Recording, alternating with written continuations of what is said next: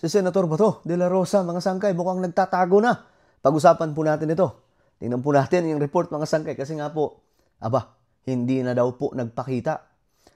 Anyway, bago tayo magtuloy-tuloy sa mga hindi pa po dyan nakakapag-subscribe sa ating YouTube channel, tayo po ay 1.58 million subscribers na.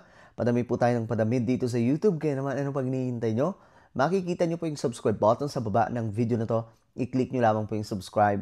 I-click ang bell at i-click nyo po yung all. Sa mga nanonood naman po sa Facebook, syempre, i-follow nyo po yung ating Facebook page.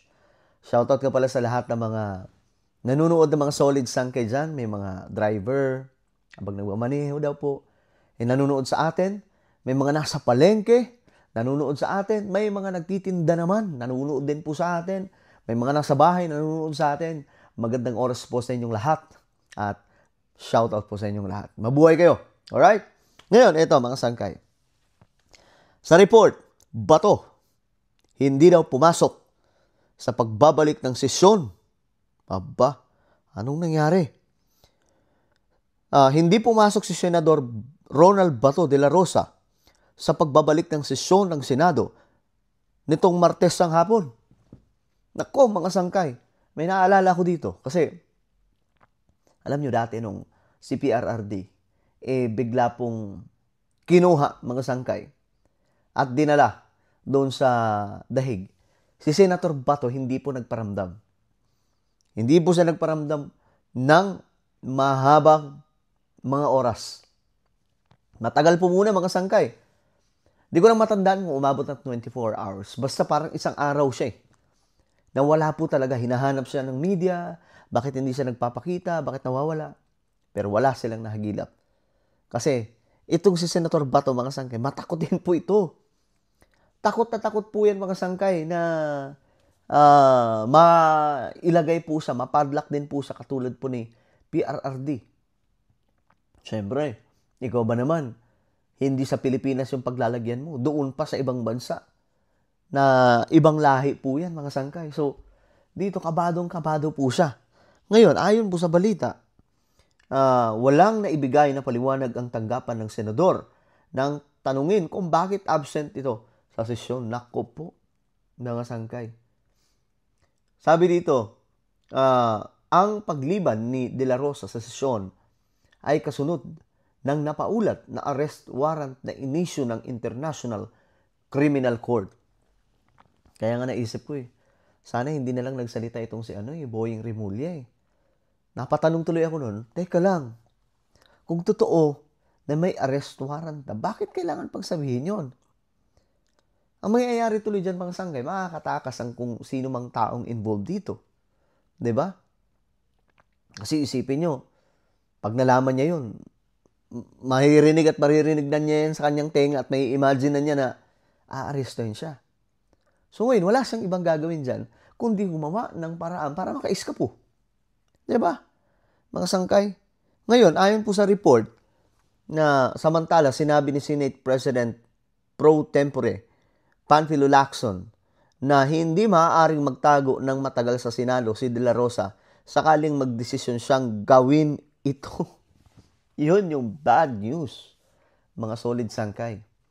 Hindi makakapagtago ng ganong katagal si Senator Bato De La Rosa sa loob po ng Senado. Kasi yung iba ginagawa po yung shield Diba? Dito na ako magtatago. Ginawa po yan ni Senator Trillanes before, mga sangkay. Ayon po dito, mga sangkay, kay Senator Lacson, limited kasi yung Constitution is very clear. First, kung less than 6 years, yung penalty may immunity from arrest when Congress is in session. Yun ang mga limitations. Kaya kung hindi na session ang Congress, hindi maa-avail ang immunity from arrest, sabi po ni Lacson. Sa madaling sabi, iyari si Senator Bato de la Rosa. No? Iyari siya dito. Talagang mga sangkay, kakabahan siya. Kaya nga po, ewan ko lang hindi po natin masabi kung ano talagang nangyari sa kanya. Nagtago na ba siya? Bakit walang paramdam? Bakit mismo mga staff niya hindi alam? Diba? Nasaan nga ba si Senator Bato de la Rosa? Sabi ng mga nag-comment. Ito, magbasa-basa po tayo ng mga komento mula po sa taong bayan. Sabi dito ni Sergio Yap, nakaihi na siguro ngayon, bring it on. Ang bihira. Nakaihi na daw po si Senator Bato. Sabi naman ng isa ng comment, nagtatago na siguro. Haha, baka sumanib na sa mga taong labas. Namundok na siguro. Ayun lang. Baka nasa bunker na. Preparing for his upcoming jet ski holiday. Sabi naman ni Robert Garcia, nagtatago na yan. Sabi naman ni Doy Mercado, natatakot na sa kanyang sariling anino. Eto, sabi naman ni Jeric Fallin, madami kasi umaabang sa labas eh. Kunyari, walang confirmation na legit, walang yung warrant para mahuli, nang walang hirap. Pero kapag matalino ata, o parang matalino ata si Bato ngayon, utak na ang ginagamit, hindi na bunganga. Inuutakan daw po sila ni Senator Bato ngayon, mga sangkay. Pero, may mga statements si Senator Bato, diba? Sinabi pa po niya yun kay Trillanes. Sige, kasuhan mo. Ayaw mo ko tigilan. Diba? Bring it on. Ginanong po niya si Trillanes. Pero ngayon, mga sanggay, mukhang ang huling halakhak ay na kay Trillanes. Pero ito lang gusto ko lang ipaalam sa inyo ito kasi marami po ang naliligaw. Ang inaatake nila si BBM. Guys, just to remind you, hindi po si PBBM ang dahilan ng lahat ng ito, kundi si Senator Antonio Trillanes. Si Trillanes mo ang dahilan yan. 2017, nag-file po itong si Trillanes ng kaso sa ICC. Diba? Sa ICC po, final, hindi po sa Pilipinas kasi ang iniisip niya, pag sa Pilipinas, mamamanipulate lamang ang kaso at wala pong mangyayari. Dati, di ba, PRRD ang presidente. So ngayon, mga sangkay, nasa likod po niyan, si Trillanes at ang Magdalo. Yun po yung tatandaan nyo. Huwag kayo maniniwala na sasabihin na si BBM. Hindi po. Kung si BBM yan, mga sangkay, anak ng toko, hindi naman po pwedeng ganun yun.